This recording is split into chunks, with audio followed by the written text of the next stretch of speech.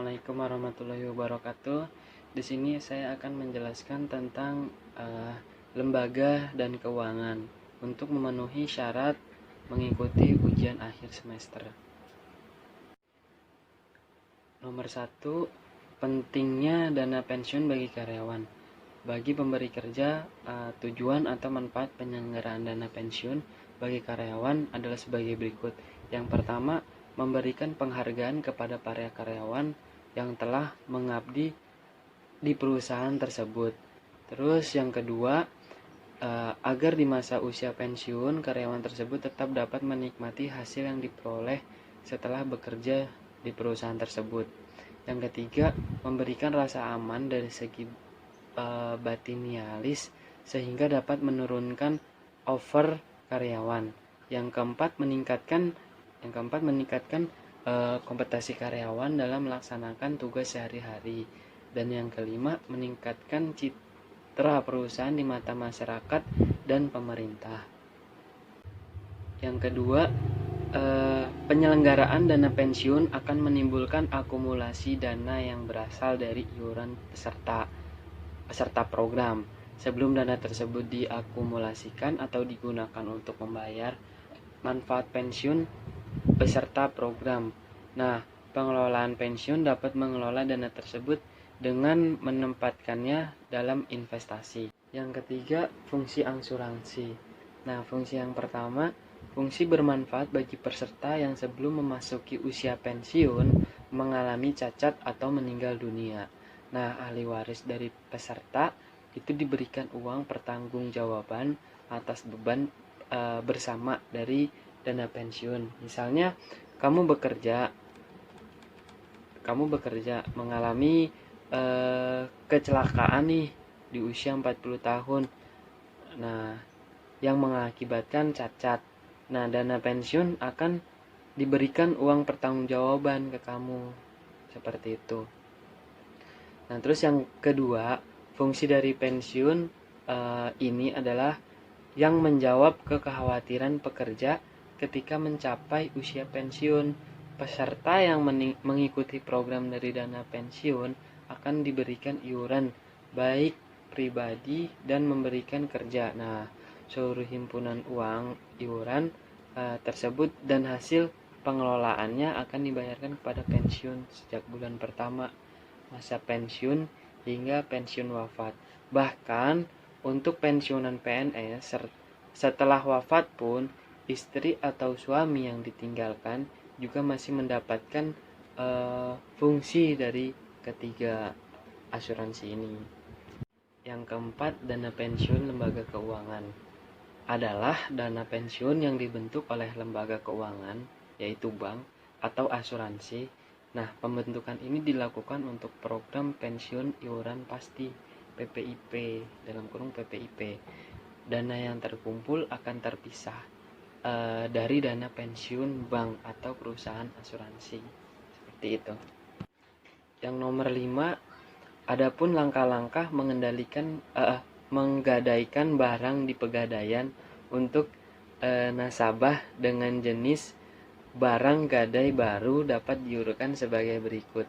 Yang pertama, datang ke kantor pegadaian dan mengisi formulir gadai barang. Terus langkah pertama, tentukan saja nasabah harus datang ke kantor pegadaian terdekat.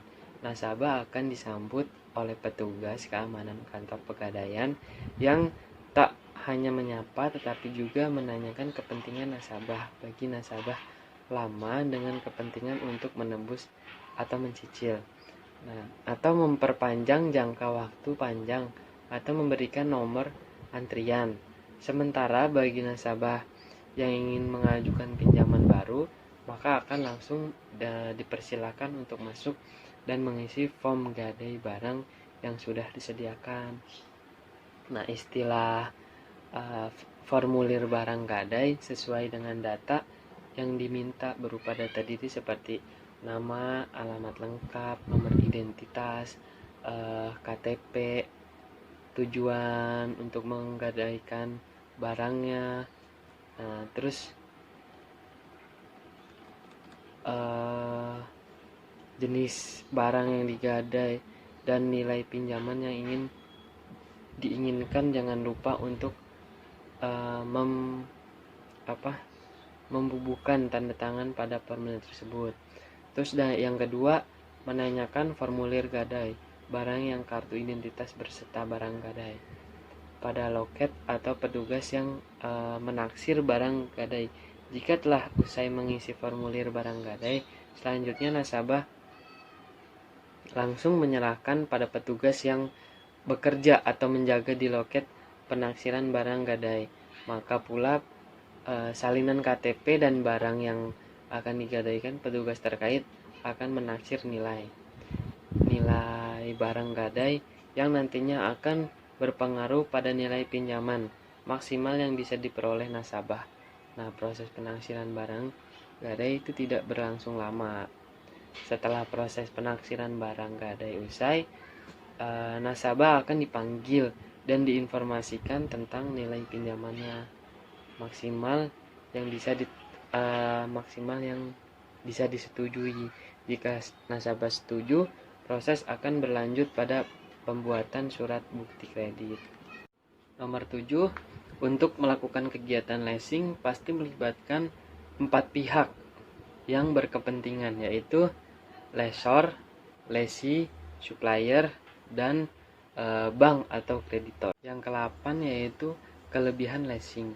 Nah, pembiayaan penuh transaksi leasing sering dilakukan tanpa perlu uang muka, dan pembiayaannya dapat diberikan sampai dengan 100% atau full payout. Hal ini akan membantu cash flow, terutama bagi perusahaan leasing yang baru berdiri atau beroperasi dan perusahaan yang sedang berkembang. Nah, lebih fleksibelnya dipandang dari segi perjanjiannya, leasing lebih luas karena leasing lebih mudah menyesuaikan keadaan keuangan leasing dibandingkan dengan perbankan.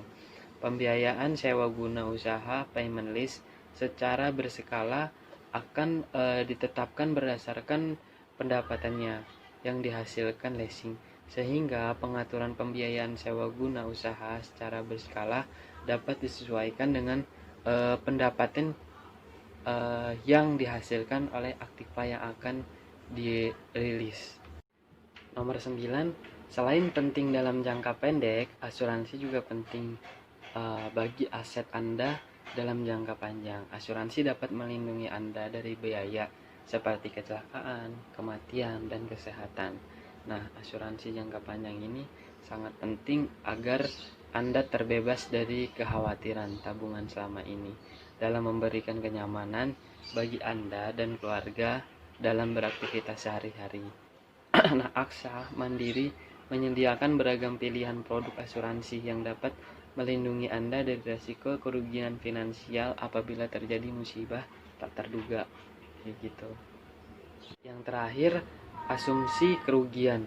Asumsi kerugian adalah asuransi yang memberikan perlindungan kerugian finansial pada OJK yang diasuransikan akibat terjadi kejadian berbahaya. Biasanya objek yang diasuransikan ini adalah harta-harta atau aset. Objek tersebut bisa rumah pribadi, tempat usaha, gedung, barang, sehingga proyek pembangunan.